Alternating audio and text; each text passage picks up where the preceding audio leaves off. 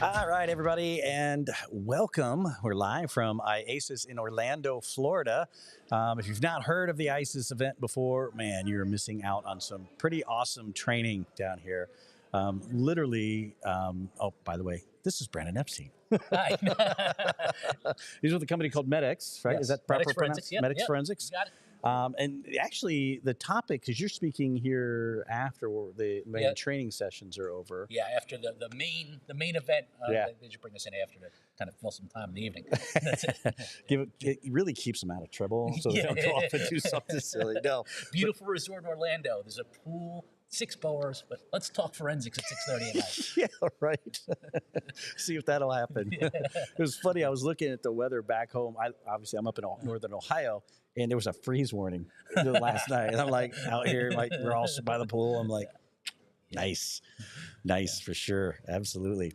For those of you who aren't familiar with the event, I want to make sure I catch everyone up on it. This is kind of in my opinion, one of the premier training organizations in digital forensics and soon to be, I think, digital investigations overall.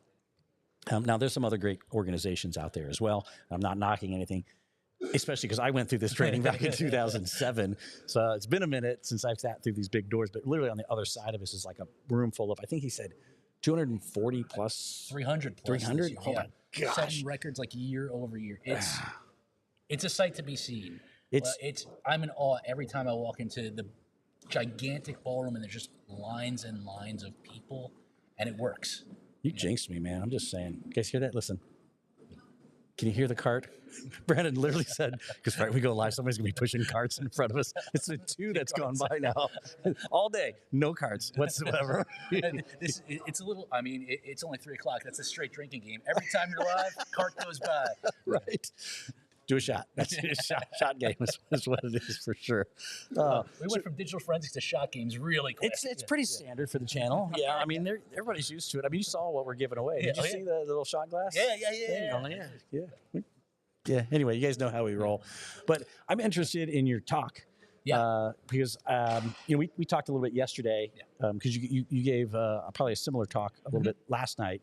So let's talk about that a little bit of kind of some of the trending stuff that's going on out there and the stuff that is obviously coming down the pipe. And if you're an investigator, excuse me, you need to be aware of these things. Yes, I think even in the last 6 to 8 months. So we're talking, obviously, put it straight out there, we're talking synthetic media, deepfake videos, hyper-realistic video files and image files that we get like a half a point for a cough outside of here. I think so. I think that's like a quarter shot. Yeah, another cart. Dang it, there's another one. We'd be drunk already. We're 3 shots into this sucker if this was real. Yeah. All right. Does that count as a cart? It's kind of a pelican. A big pelican case? No, that's a half shot. A half shot. We'll have to make up for it later. So I will be talking about a little more serious topic in terms of media authentication in the age of AI, synthetic media, deepfake videos. Yeah. Super insanely popular right now. We were actually just chatting with somebody else standing right here a few minutes ago, and I said, "Wow, like I just heard of defense attorneys are challenging the admissibility of a CSAM material based upon its synthetic. It's not a live video." And a lot of live victims, so it's not contraband. And my anecdotal story was even working in the space. So I come from video forensics background, right. Working in the space for a super long time. Well, I think a long time, 10 years at least. That's a long time. That's good. All right. I was at the MedX booth at Techno Security in Wilmington last year. Yeah. Also a good time. IACIS and Techno, and there's a few of them out there. Yeah. Got to give out shouts to Jennifer. She's like right down there. And I was sitting at the booth, and somebody came up and says, "Oh, cool! They see the background. You do video authentication. I could have used you guys. I had this case where I wasn't really so much needed to detect synthetic media, but I needed to prove that the child or the video that I was trying to prosecute was real, because the claim was that it's synthetic, not a real child, can't be charged." Man. And I said, "Man, I'm working in the field, and that never occurred to me." And then 20 minutes later, somebody else came up with like the same fact pattern and said, "I need to prove that this video is real." And then since then, month over month, our users, prospective users, attorneys from all aspects within the justice and public safety space has a huge concern about not only identifying deepfake, synthetic, or whatever we want to call it, but proving that their videos are authentic because they want to get it right, right? Yeah, absolutely. And that's really where we come in. Yeah, I mean, someone's, and I always take the perspective, I know you probably do too, is that, someone's life is in line, whether they're going to go away for a long time or they're not. And we have to get it right. You have to get it right. We talk extensively. I mean, our platform is surprisingly... I can't tell where that one's coming from. It's just noises from phantom boxes closing in the hall. Literally, we're, just so you guys know, we're like inches away from other vendors. And like, this is the main hall where everybody comes. And it's not carpeted, man. It is like the biggest echo chamber in the world. See what I'm saying, right? Floridians love their tiles. Oh, you know why? You know what it is? You know what it is? Another card. There it goes. Yeah. Yes, that is another card. I wish you could just flip my camera around and go, there he goes. Yep. Hang on. There he goes. Yeah. Oh. All right, it's not so bad. Yeah, okay. So... I now the card stole my train of thought here. Right. So we were at Techno and the train of the where defense is going with this thing, and that's crazy because it's out, I'm sure already, because that was last year. You were experiencing this, and all it takes is a little bit like, oh, that defense attorney claimed to prove it's not synthetic, and now the next one's going to do it, and now the next one's going to do it, and that's going to be the rage. And and I really don't even want to put a negative connotation to that, right? To prove like. Right, let us, in law enforcement, as independent forensic examiners, let's take independent steps to authenticate everything. It's not necessarily a bad better thing. Idea. It's now it's just more the fact of life is that our judges, our juries are going to see, especially in a year with the presidential election that has so much fear of disinformation online. They're going to really start to have doubts on what you can trust, what you can and what you can't trust, and obviously, we're I don't say low tech because that's probably not the right word for it. We don't deploy AI models. We're a deterministic result, and that's what we were doing before. Is that we could say whether a video file, regardless of what the metadata says, regardless of what the pixel values say. Sorry, I'm laughing at the whole garbage empty going off across from you, man. I'm trying to get locked onto you right here. But literally, it's happening right here. All day, nothing until you come on. But what we're trying to do, now they're mopping. Yeah, that's quieter. Yeah, only when she hits stuff. And what we're doing is deterministically and being able to say basically the fingerprint at a binary level, not what metadata says, not what pixel values say. At a binary level, the arrangement of certain aspects of that video file matches what we have in a reference library. And this is what we're talking about. And we do recognize, and this is important. So we were talking about this last night during the talk about how do you build that reference library? And really, we build it all in-house. We had a couple trusted partners that we use, but we've laid hands on every single one of those videos because the questions we're trying to answer are so critical. Talking about people's livelihoods, their freedom. We're not going to just take a video file from the internet and say, oh, we believe that it's this and that to compare against. We establish ground truth ourselves. No kidding. Yeah. Oh, it's a lot of work. That sounds like a lot of work. But it's definitely a needed thing, especially because, you're seeing the trend in, I gave an AI talk back in December about, the fakes and stuff that are out there. Created one of myself speaking Japanese. Did I show you that yet? I saw that. I saw the talk you gave. I mean, you can tell it's AI a little bit, but some of the stuff is so good that you can't tell. I'm going to steal a quote. I was up at National Cybercrimes Conference earlier this week. Yet another great show. But my colleague I did a talk with, Steve Kemperly from Magnet, and he was in preparation for like a year for that talk. He started looking into AI and talking about image generation models. I think in this time last year, he looked and it was like 150 roughly. I'm going to paraphrase. And then he went back maybe November, a few months later, and there was 350 roughly. He checked just this week before our talk. You want to take a guess? Over, under? Go Price is Right style, closest. I'm going 650. 5,000. Oh my gosh, I'm way off. In a year. So I'd be interested, even in the short time since your AI talk, the technology has gone from somebody that needs a production background, we always go back to that, like that Tom Cruise Oh yeah, yeah. TikTok video, Yeah, where it's a Tom Cruise impersonator, and those guys at forget the name of the company they have right now off the top of my head. They do that's their entire business model, but it's high end, super sharp, production ready with a Tom Cruise impersonator to get that effect, and that's been pushed out to the masses more and more, and time over time. What you did a few months ago, if you were to do it again, your Japanese is going to be looking really good, man. Yeah. It's literally, it took me to make that. It took me literally talking in front of the camera for 2 minutes to train the AI, and it got most of my manual. Got most of it. I could have done it longer and maybe trained it better. So if someone was really motivated, the stuff that you can produce is crazy. Oh yeah, I produced it for reference material for us for training classes. And I said, like, I like to think that, as a forensic examiner, I'm pretty good at actually like looking at forensic analysis of data. Right. I am by no means a video editor or a synthetic media creator, and I can figure it out in a few seconds, especially with this natural language processing stuff. It's just exploding, insane.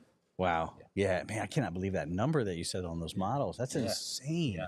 It's insane. So just imagine a year from now, what that's going to look like. Because, heck, November is not far, and that's our election cycle for 2024, whenever you're watching this video. And I can just imagine the things that are going to come out as it moves forward. I'm surprised we haven't seen more yet. I think there's too much real news. It's like, what? Who's in court again? It's like, you don't need the fake stuff. It's too crazy to me. Reality is often stranger than fiction, right? It's like, what the heck is going on? Literally, you can't make this up. You don't have to anymore. You just don't need. It's just the way that thing rolls. Absolutely.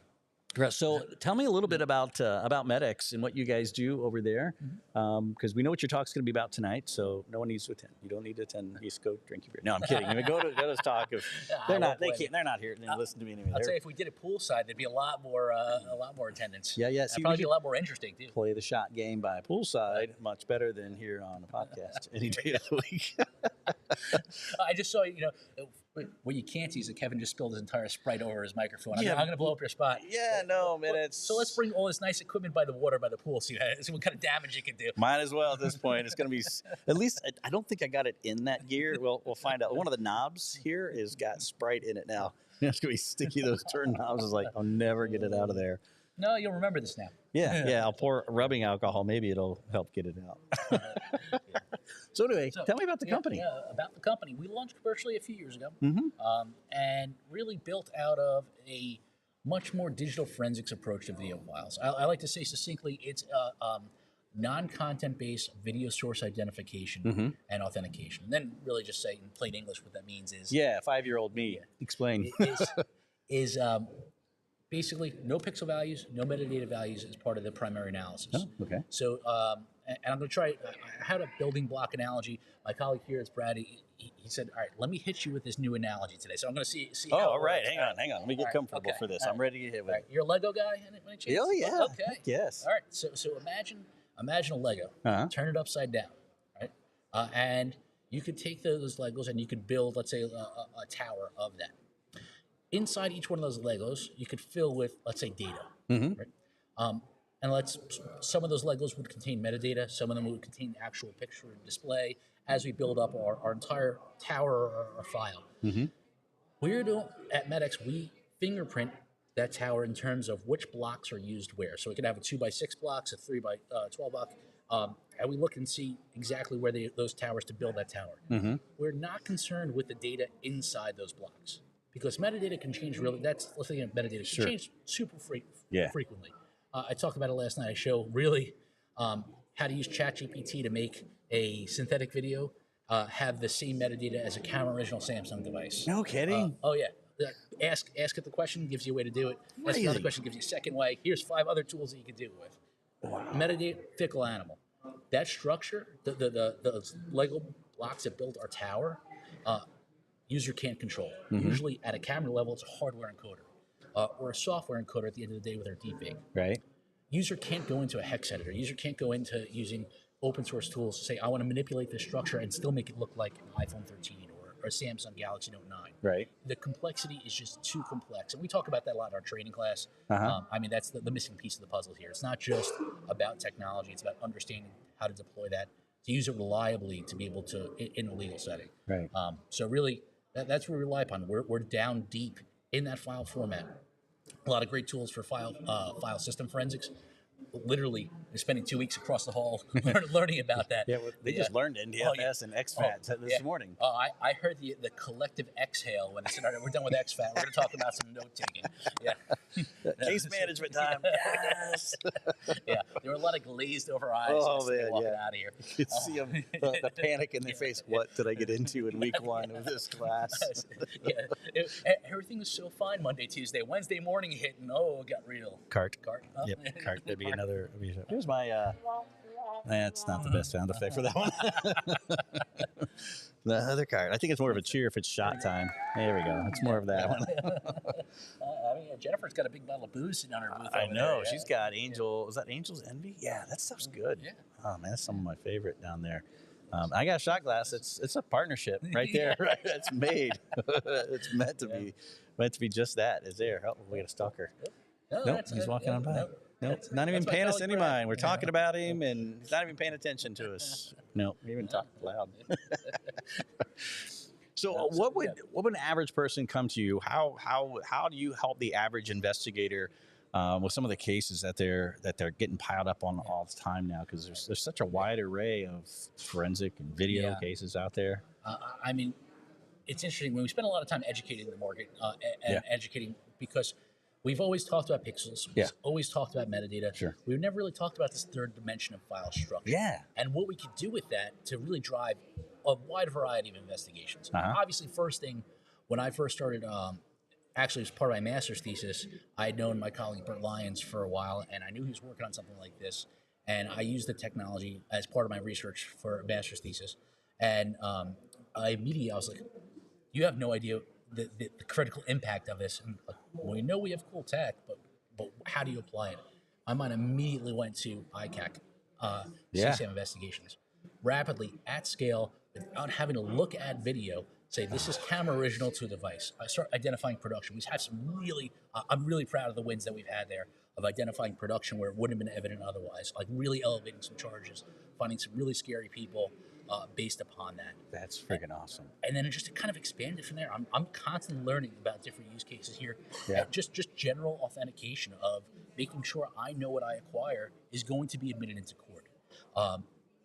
Lately, over the past maybe year or so, we started to deal with a lot more of the what we call citizen-submitted video platforms. Super interesting stuff going on there. Really? Has nothing to do, and I'm a huge fan of the public submission portals, like, critical incident, send your videos in, or instead of me having to take your cell phone, acquire, here's a text message, click this, opens up a URL, opens up your browser, and attach a video and send. Yeah. Community engagement through the roof, right? It's simple, efficient, goes right to your DEMS, your digital evidence management system. The trade-off to that has nothing to do with your vendor you're using for it. It has everything to do with the interaction between the mobile web browser and your camera roll, which changes the metadata, changes the structure of your video.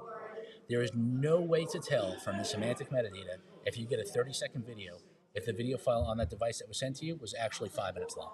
No kidding. I could take an altercation, I could trim out the aggressor to make it look one way, send it up. The resultant officer would never be able to tell. Kind of like watching news today, right? Yeah, exactly. Right on. I got you. Yeah. I'm with you.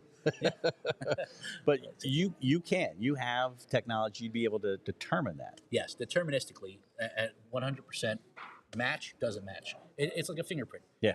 Overlay, and if one of those boxes, one of those Lego bricks, it doesn't line up, doesn't match, not a match. No kidding. They all have to check off all those boxes. Yeah. That's awesome. That sounds like something you should do a webinar with us. I wonder when we schedule that. Yeah. Megan, Megan's the one that schedules all that. She's probably watching somewhere. I can't see the chat because literally I'm used to like running 3 different. Oh, there it is. She said something in here about Murphy's Law in action. That was, I don't know how long ago, because we just now saw the chat. Sorry, Megan. She's in there watching us.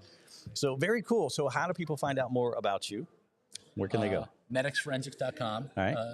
Pretty active on LinkedIn. the website, and we will be seeing a lot more Kevin over the next few months. I'll be at Techno Security in a couple weeks. Oh, that's right. In I'll June, be down I'm sorry. there. I'll be down there as well. So the IACP Tech in a few weeks, and then we try to get out there and see our user base as much as possible. busy road schedule coming up. Yeah. Oh man, I don't miss those days at all. I don't envy you right now. It's exciting to go. It's exciting to go home. Yeah, no kidding, no kidding. So medxforensics.com. Yep. I'll put a link below in the show notes so people can reference that in post, because obviously we didn't advertise this live, so we know not too many people are probably watching us. Literally, well, there's put this 11. together in like five There's minutes. 11. Yeah, no, earlier we were just like, hey, let's go. Let's do it. Let go from IACIS, right on. So that's cool stuff. So man, thank you so much for popping on, and we're looking forward to a webinar. Hey, if you guys want to see a webinar from Brandon, I'm going to ask for some silly likes right about now just to help boost our ratings up in YouTube. If you're watching us on YouTube, whatever you're watching us on, I think we're only broadcasting. I always wanted to say this. Oh, do it. Smash that thumbs up button. Yeah, that's worth it right there. Oh man, that's great. I love the buttons. I need some funnier things though, because we can. Here, let's. What time is it? Oh, we got time yet, because we're gonna screw around a little bit, because we got multiple things that we can do. This one is my favorite. Oh. I can't even finish it. I said, oh. Oh my God. Look at. Oh, now you're going to change it. Anyway, of course, first thing that comes to mind. Too much fun with the board here. Anyway, man, Brandon, thank you so much for popping on. This is awesome. Like, spur of the moment, super cool. Oh yeah, it's fun. We try to have fun on the channel. That's for sure, man. Thank you so much. Thank you. I appreciate it, guys. We're going to be going live throughout the event, and just grabbing people randomly. So he was our first victim. Actually, he volunteered. He says, "Yes, I'll do it. Let's go, man." I'm like, don't tempt me with a good time. Next time you're on, we really have to do the shot thing with the cards. Yes. Of course, not one cart will go by. We'll just look at it the entire time. 8:45 tomorrow morning. Right. Exactly. All right, man. Thank you so much. Thanks again. Guys, we'll be going live. We'll see you guys the rest. medxforensics.com. Make sure you go check these guys out. Awesome stuff. Thank you. Thank you again, man.